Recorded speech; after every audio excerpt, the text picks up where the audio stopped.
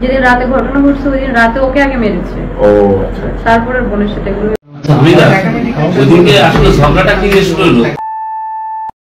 আসিয়ার উপর যে রাতে নির্যাতন করেছিল তারা, সেই রাতে আমার শ্বশুরবাড়ির লোকজন একটি কারণে আমাকেও মেরেছিল তারা। শুধু তাই নয়, আমার উপরে অমানবিক নির্যাতন চালানো হয়েছিল সেই রাতে। আর যে নির্যাতন দেখে আমার ছোট বোন আসিয়াও প্রতিবাদ করেছিল, যার কারণে আসিয়াকে আজকে দুনিয়ার মায়াও ত্যাগ করতে হলো ওইসব নরপশুদের হাতে। কি এমন হয়েছিল হামিদার সাথে সেই রাতে, যার কারণে এই অঘটন ঘটালো হামিদার শ্বশুরবাড়ির লোকজন। একে একে যেন বেরিয়ে আসছে সকল প্রকার তথ্য। প্রিয় দর্শক, এই বিষয়টি সম্পূর্ণ জানতে চাইলে ভিডিওটি শেষ পর্যন্ত দেখার অনুরোধ রইল।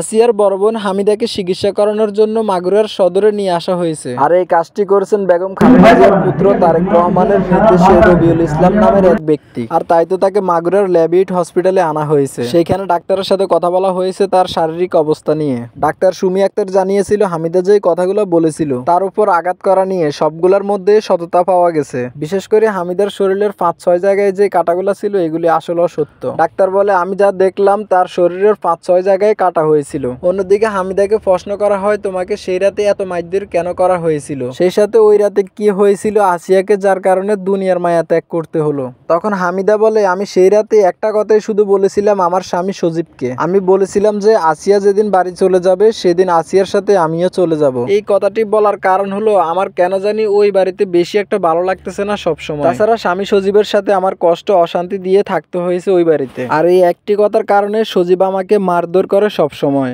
যেদিন বাড়ি যাবি আমিও সেদিন বাড়ি যাবো। আমার সাথে এরকম করতে হলে আমার বোনকে নিয়ে আসবে। স্বামী না